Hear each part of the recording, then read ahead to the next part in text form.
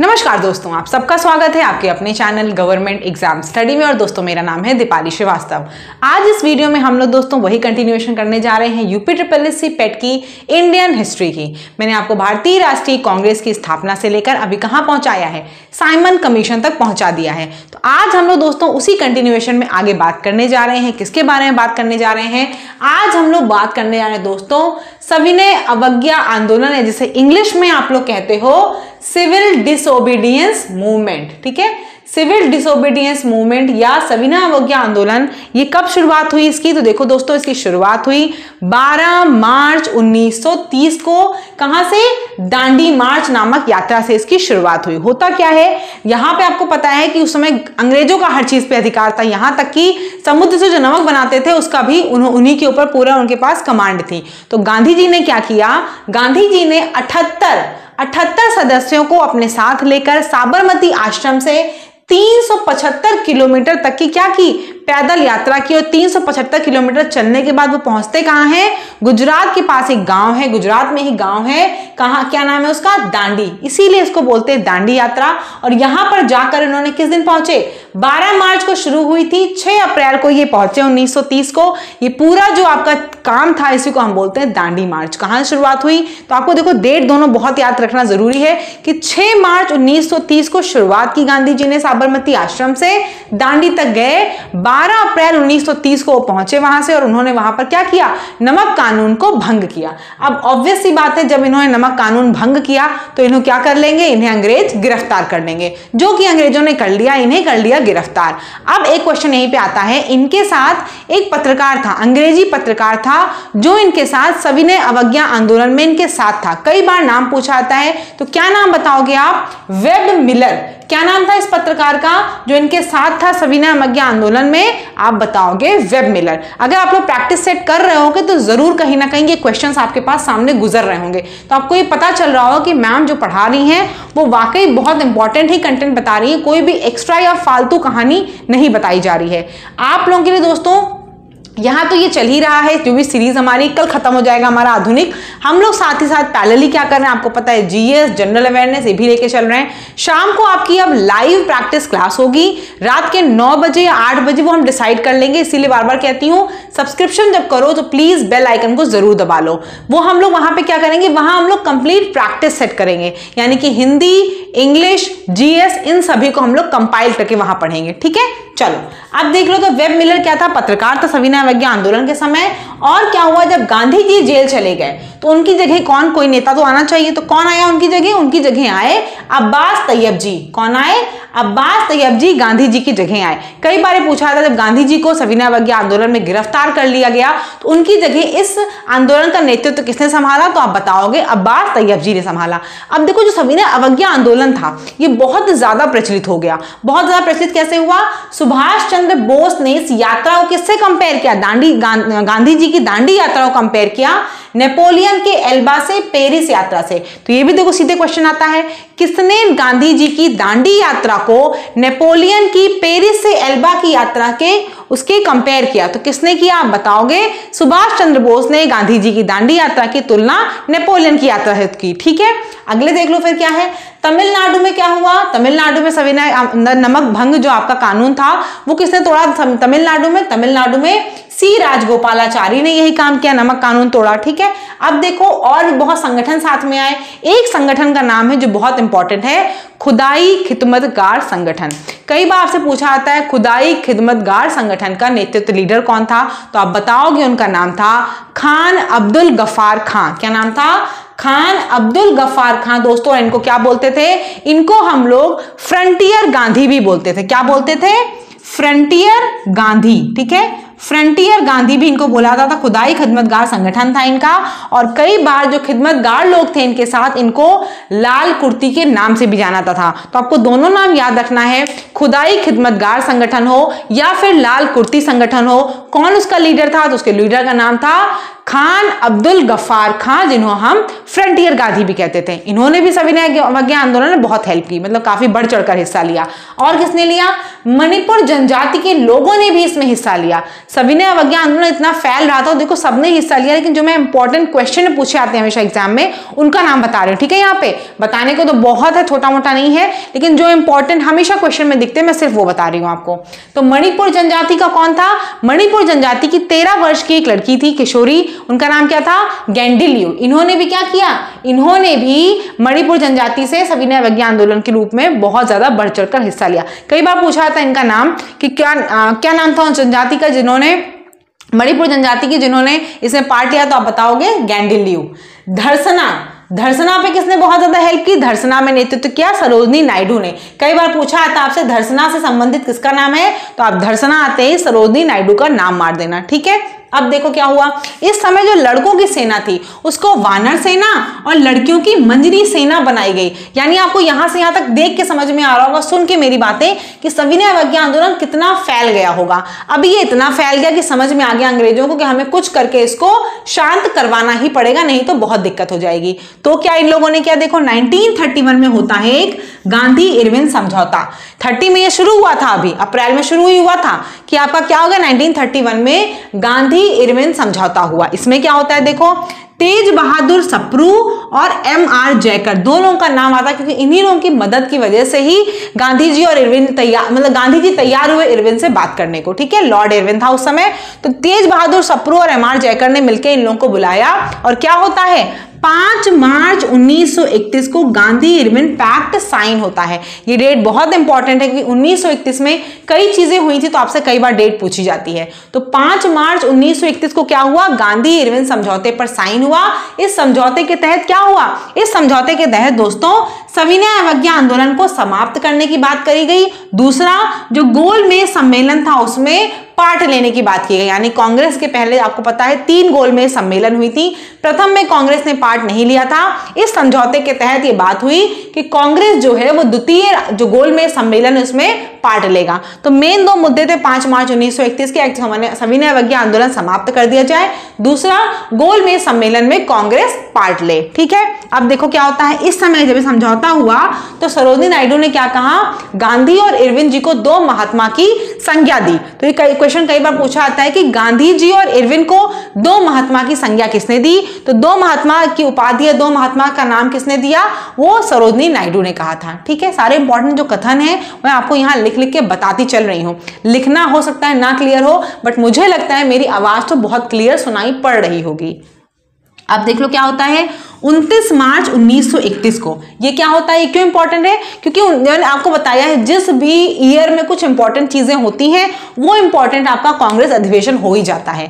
29 मार्च 1931 को क्या होता है, कराची अधिवेशन होता है और कौन इसका अध्यक्ष होता है, सरदार वल्लभ भाई पटेल। तो कई बार आपसे पूछा था कि 1931 में कराची अधिवेशन में कौन अध्यक्ष थे, तो आप बताओगे सरदार वल्लभ भाई पटेल थे, ठीक है। आगे देख लो, अब मैं आपको तीनों राउंड टेबल कॉन्फ्रेंस, क्योंकि उसके बारे में बात हुई ना गोलमेज सम्मेलन की, तो मैं तीनों बता देती हूं।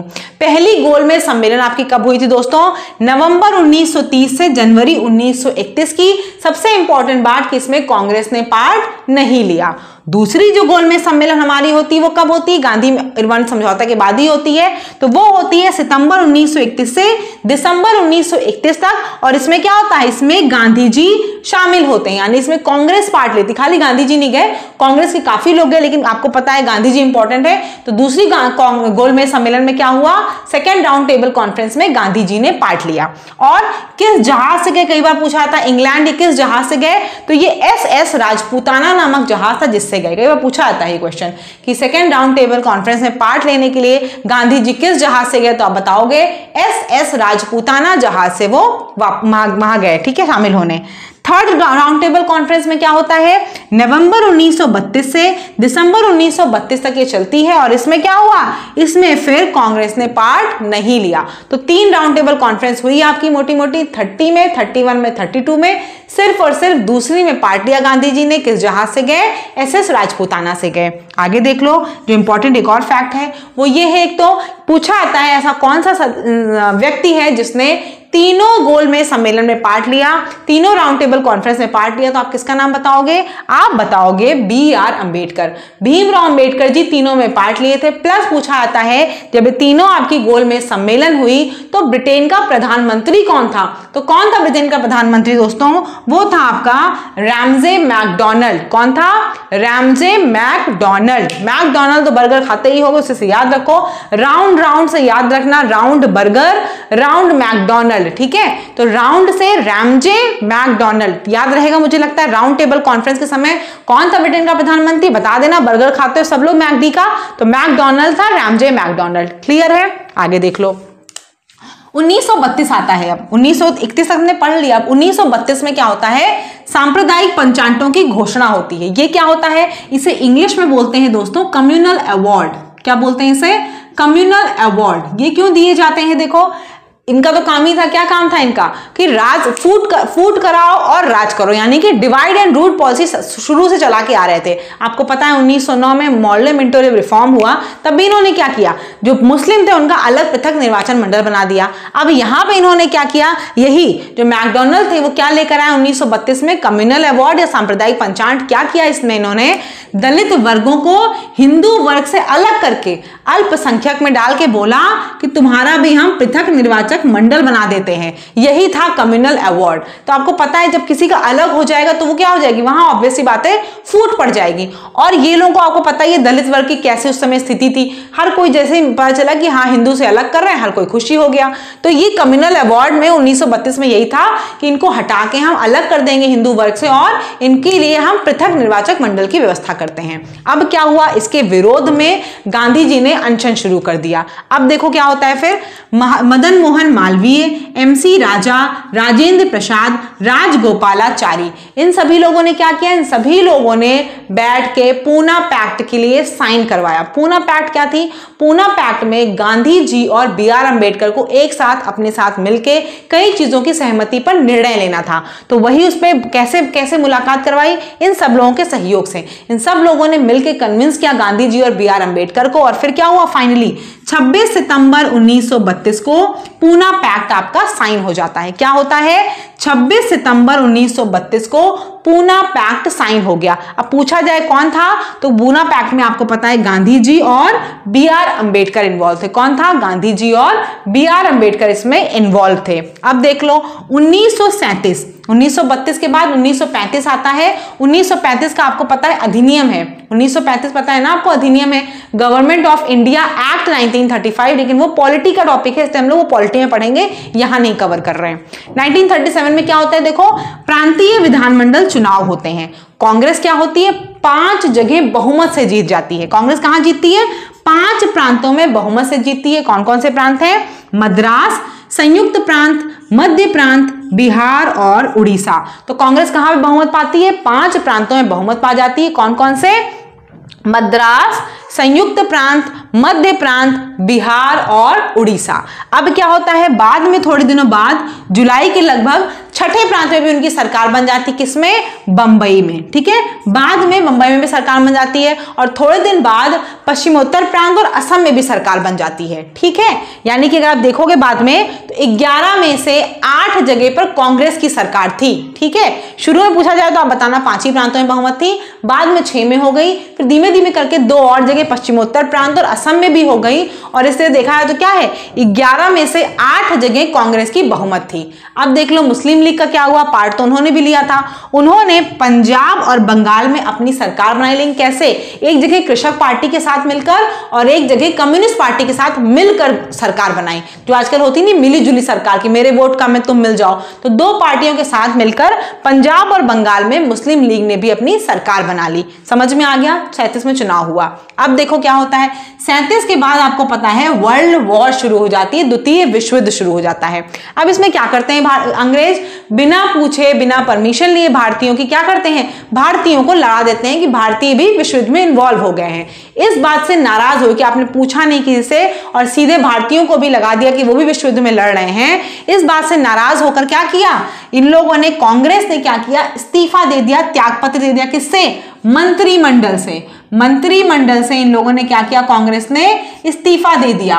कब दिया? 1939 अक्टूबर 1939 में कांग्रेस मंत्रिमंडल ने इस्तीफा दे दिया। किस बात से नाराज होकर? कि भारत को आपने बिना पूछे द्वितीय विश्व युद्ध में इन्वॉल्व कर दिया है। तो कई बार क्वेश्चन पूछा था किस समय इस्तीफा दिया, आप बताओगे।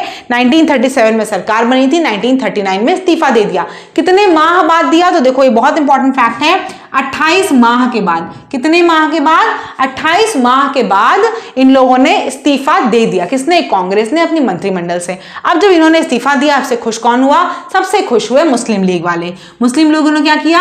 22 दिसंबर 1939 को मुक्ति दिवस के रूप में मनाया। क्या पूछा था? मुक्ति दिवस के रूप में किस दिन मनाया जाता है? तो आप बताओगे 22 दिसंबर 1939 को मुस्लिम लीग ने, क्योंकि इन्होंने छोड़ दिया था कांग्रेस से, उसने मंत्रिमंडल से त्यागपत्र दे दिया, तो इन लोगों ने इसको मुक्ति दिवस के रूप में मनाया। 1939 तक क्लियर हो गया। आगे देख लो, 1939 में एक इंपॉर्टेंट फैक्ट है, त्रिपुरी संकट। मैंने आपको पहली क्लास में बताया था। 1938 में क्या होता है? 1938 के हरिपुरा अधिवेशन में, किसमें? हरिपुरा अधिवेशन में सुभाष चंद्र बोस जी क्या बनते हैं? अध्यक्ष बनते हैं कांग्रेस के। ठीक है, अब जब 1938 में बन जाते हैं, 1939 में 1939 में त्रिपुरी में जब होता है, तब फिर यहाँ क्या होता है? फिर यहाँ सुभाष चंद्र बोस जी जीतते हैं। लेकिन गांधी जी क्या चाहते थे? गांधी जी चाहते थे पट्टभी सीतारमैया को अध्यक्ष बनाना। किसको बनाना? पट्टभी सीतारमैया को बनाना चाहते थे अध्यक्ष, की पट्टभी सीतारमैया जो हैं ये अध्यक्ष बने। तो इस वजह से क्या हुआ? सुभाष चंद्र बोस जी ने इस्तीफा दे दिया और क्या हुआ? और यहां पर 1939 में अध्यक्ष कौन बना? राजेंद्र प्रसाद बने। कौन बना अध्यक्ष? राजेंद्र प्रसाद अध्यक्ष बने। ठीक है, 1939 में। और यहां से इस्तीफा देने के बाद सुभाष चंद्र बोस ने मई 1939 में अपनी एक पार्टी बनाई, उसका नाम क्या था? Forward block party. कब बनी ये? 1939 में फॉरवर्ड ब्लॉक पार्टी बनाई गई। ठीक, आगे देख लो। अब आता है 1940। अब सबको दिख रहा था कि कांग्रेस और पूरा भारत जो है वो अपने अपनी कुछ ना कुछ चीजें चाहता है। तो लॉर्ड लिनलिथगो ने अगस्त प्रस्ताव स्टार्ट दिया। अगस्त प्रस्ताव किया। इसमें क्या? इसमें उन्होंने बहुत बातें बताई कि जैसे हम आपको डोमिनियन स्टेटस दे देंगे, वायसराय की जो कार्यकारिणी परिषद है उसमें हम सदस्यों की, भारतीय सदस्यों की संख्या बढ़ा देंगे। प्लस इन्होंने कहा कि जैसे ही विश्व युद्ध समाप्त हो जाएगा हम आपके लिए एक संविधान भी बना देंगे, और भी कई बातें करी। लेकिन क्या किया? कांग्रेस ने, भारतीयों ने इसे नकार दिया। तो ये 1945 जो अगस्त प्रस्ताव था लॉर्ड लिनलिथगो के द्वारा, उसको कोई खारिज कर दिया गया, किसी ने माना नहीं। अब क्या होता है? इस समय ही 1940 में व्यक्तिगत सत्याग्रह की शुरुआत होती है। किसकी शुरुआत होती है? व्यक्तिगत सत्याग्रह की शुरुआत होती है। गांधी जी महाराष्ट्र में इसको शुरू करते हैं। तो आपसे कई बार पूछा जाता है व्यक्तिगत सत्याग्रह में पहला सत्याग्रही कौन था? तो पहला सत्याग्रही दोस्तों थे विनोबा भावे, और दूसरा कौन था? दूसरे थे जवाहरलाल नेहरू। ठीक है, पहला कौन था? पहला थे विनोबा भावे, और दूसरा कौन था? दूसरे थे जवाहरलाल नेहरू। अब आगे देख लो, यहां पे एक और चीज इंपॉर्टेंट आई है, पाकिस्तान वाले क्यों, पता चल जाएगा आपको। पहला पूछा जाता है क्वेश्चन आपसे, पाकिस्तान शब्द का प्रयोग पहली बार किसने किया? तो किसने किया दोस्तों? कैम्ब्रिज विद्यालय में एक छात्र पढ़ता था, उसका नाम था चौधरी रहमत अली। उसने पहली बार क्या किया था? पाकिस्तान शब्द का प्रयोग। पाकिस्तान शब्द का प्रयोग किसने पहली बार किया? चौधरी रहमत अली, जो कैम्ब्रिज विद्यालय का छात्र था, उसने यूज किया। अब यहां पे इंपॉर्टेंट क्यों? क्योंकि मार्च 1940 में क्या हुआ था? मार्च 1940 में लाहौर अधिवेशन हुआ था, जहां पर मुस्लिम लीग के अध्यक्ष थे कौन? जिन्ना जी। आपको पता है ना, जैसे कांग्रेस का अधिवेशन हर साल होता था, ऐसे ही मुस्लिम लीग का भी होता था। तो 1940 में कराची अधिवेशन में क्या, लाहौर अधिवेशन में क्या हुआ? मोहम्मद अली जिन्ना अध्यक्ष थे, और इन्होंने यहाँ पे क्या बात की? इन्होंने पाकिस्तान राज्य की यहाँ पर मांग की थी। इसके पहले एक दूसरे की और बातें हुई थी, लेकिन मुस्लिम लीग ने इस समय ऑफिशियली पाकिस्तान राज्य की मांग की थी। तो आज देखो हम लोगों ने 1940 तक पढ़ लिया। कल की क्लास में पूरी कोशिश रहेगी कि हमारा भारत आजाद हो जाए। 1942 से 1947 तक हम लोग पूरा कोशिश करेंगे कि भारत छोड़ो आंदोलन, क्रिप्स मूवमेंट, जो आपकी जितनी चीज है वो सब हम लोग कल पढ़ के खत्म ही कर दें। ठीक है, कैबिनेट मिशन वगैरह सब कल पढ़ के मोटा मोटा खत्म कर देंगे। ठीक है, चैनल पे अगर नए हो गए जरूर सब्सक्राइब कर लेना। कंटेंट अच्छा लगता है तो प्लीज कमेंट में जरूर लिखा करो, उससे बहुत मोटिवेशन मिलता है मुझे। और बाकी जिसको पीडीएफ चाहिए हो, जिसको भी पीडीएफ चाहिए हो, तो आप इस नंबर में मैसेज कर सकते हो। 8957215956 पर आप PDF के लिए मैसेज कर सकते हो व्हाट्सएप मैसेज आप इस नंबर पे कर सकते हो, आपको डिटेल्स पूरी मिल जाएंगी। धन्यवाद। चैनल पर नए होंगे तो प्लीज सब्सक्राइब जरूर करिएगा। धन्यवाद।